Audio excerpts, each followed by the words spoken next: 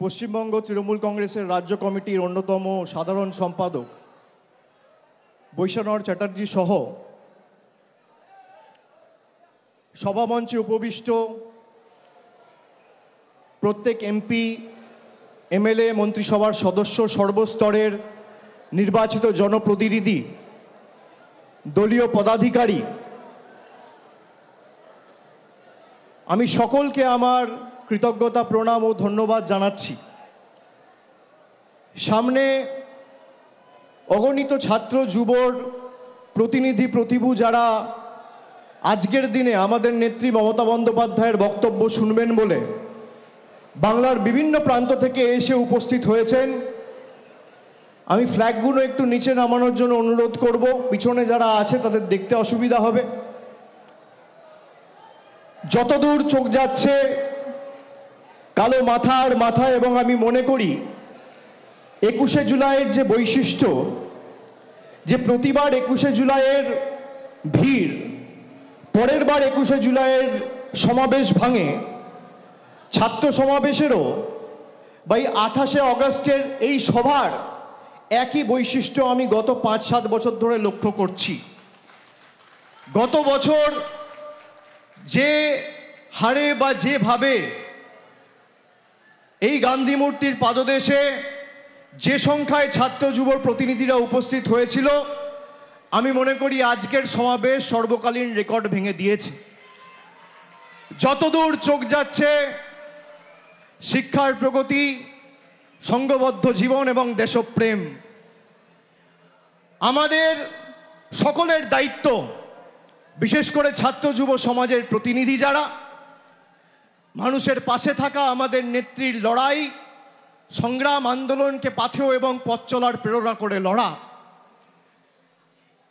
আমি গান্ধী মূর্তির পাদদেশের আজকের এই সভার উদ্দেশ্যে যখন রওনা দিয়েছিলাম, আমি রাস্তায় আস্তে আস্তে ভাবছিলাম যে গত বছর অর্থাৎ 2024 সালের যে ছাত্র সমাবেশ ছিল, এমন একটা সময়ে 2024 সালে আমরা ছাত্র সমাবেশ করেছিলাম যেখানে আরজিকর ঘটনাকে নিয়ে সারা রাজ্যে রাজ্য রাজনীতি প্রায় উত্তাল। আজকে প্রায় 1 বছর অতিক্রান্ত। আমি আগের বছর সভায় বলেছিলাম, এই জায়গা থেকে, এই মঞ্চ থেকে দাঁড়িয়ে, একই সময় একই দিনে ঠিক 1 বছর আগে, যে যারা দোষীর শাস্তিতে রাত দখলের ডাক দিয়েছেন সেই মহিলাদের, নারীদের লড়াইকে আমরা সম্মান জানাই। কিন্তু আজকে 1 বছরের বেশি হয়ে গেল, যেটা মমতা বন্দ্যোপাধ্যায় নেতৃত্বাধীন কলকাতা পুলিশ 24 ঘন্টার মধ্যে করেছে, সেটা নরেন্দ্র মোদীর অধীনে থাকা সিবিআই 1 বছর পার হয়ে গেছে, কিছু করতে পারেনি, এটা প্রমাণিত। আমরা সেদিনকেও বলেছিলাম যে আমরা চাই দোষীর দৃষ্টান্তমূলক শাস্তি হোক।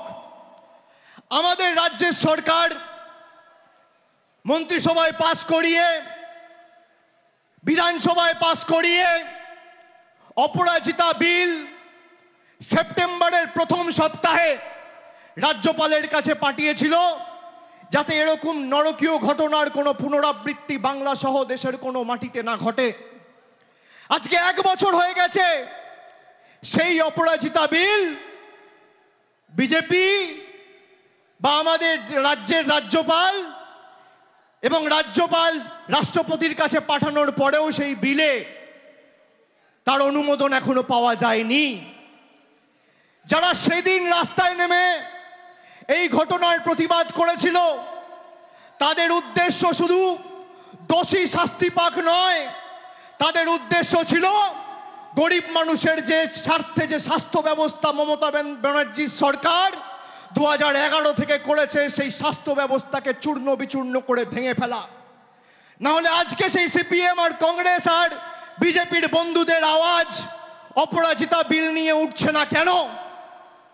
তারা কেন রাস্তায় আন্দোলন করে মিটিং মিছিল করছে না যে এই বিল অবিলম্বে কেন্দ্র সরকারকে পাস করতে হবে? আপনারা বলুন তো, আপনারা অপরাজিতা বিল পাস হয় তার পক্ষে না বিপক্ষে? হাত তুলে বলুন। আপনারা চান এই বাংলায় যে ঘটনা ঘটেছে এবং তৎক্ষণাৎ 1 মাসের মধ্যে আমাদের রাজ্য সরকার যে অপরাজিতা অ্যান্টি রেপ বিল বিধানসভায় পাস করিয়ে রাজ্যপালের মারফত রাষ্ট্রপতির কাছে পাঠিয়েছে, সেটা পাস হওয়া উচিত কি না উচিত? হাত তুলে বলুন, সবাই হাত তুলে বলুন, উচিত কি না উচিত? আপনারা এলাকায় বলবেন না যে এই বিলকে আটকে রেখেছে? বলবেন না? বলবেন না? বলবেন না? যারা এসআইআর করে আমাদের মৌলিক অধিকার কেড়ে নিতে চাইছে তাদের বিরুদ্ধে ছাত্র যুব রাস্তায় নামবে না? যারা আমার ভোটের অধিকার আমার কেড়ে নিতে চাইছে তাদেরকে বাংলা আগামী 26 সালে যোগ্য জবাব দেবে না? আগে আমরা কি দেখতাম, ভারত স্বাধীন হওয়ার পরে যে বিপ্লবী স্বাধীনতা সংগ্রামীরা আমাদের দেশের স্বাধীনতার জন্য প্রাণ দিয়েছিল, আমাদের দেশের স্বাধীনতার জন্য লড়াই করেছিল, পরবর্তী ক্ষেত্রে বাবা সাহেব আম্বেদকরের নেতৃত্বে এবং তার হাতে যে সংবিধান তৈরি হয় সেই সংবিধান প্রত্যেকটা ভারতীয়কে তার মৌলিক অধিকার দিয়েছে। আজকে ভারতীয় জনতা পার্টির সরকার সেই মৌলিক অধিকার কেড়ে নিতে চাইছে। আগে আমরা কি দেখতাম যে ভারতবর্ষ জুড়ে সাধারণ মানুষ নিজের ভোটাধিকার প্রয়োগ করে পছন্দের সরকার নির্বাচিত করত বা বাঁচত। আর আজকে কি দেখছি, বর্তমান কেন্দ্রের সরকার নিজেদের সরকারের স্থায়িত্ব বাড়াতে আর নিজেদের সরকারের স্বার্থ রক্ষা করতে ভারতবর্ষ জুড়ে ভোটার বেছে নিচ্ছে। আগে মানুষ সরকার বাঁচত, আর আজ সরকার মানুষ অর্থাৎ ভোটার বাঁচছে। এর বিরুদ্ধে বাংলা লড়বে কি লড়বে না? সবাই হাত তুলে বলুন, লড়বে কি লড়বে না? আমরা 100 দিনের জব কার্ড হোল্ডারদের স্বার্থে লড়াই করে দিল্লিতে গিয়ে বৃহত্তর আন্দোলন সমষ্টিগতভাবে লড়াই করেছি, তাদের হকের জন্য প্রশ্ন তুলেছি, তাদের স্বার্থে লড়াই করেছি। আমাদের মহিলা সাংসদ, বিশেষ করে এসসি এসটি ওবিসি জনজাতি মূলবাসী তপশিলি জাতি উপজাতি প্রতিনিধিদের চুলের মুঠি ধরে ছেঁচড়াতে ছেঁচড়াতে টানতে টানতে দিল্লির কৃষি ভবন থেকে অমিত শাহর স্বরাষ্ট্র মন্ত্রকের অধীনে থাকা দিল্লি পুলিশ বার করেছিল। আমরা মাথা নত করিনি।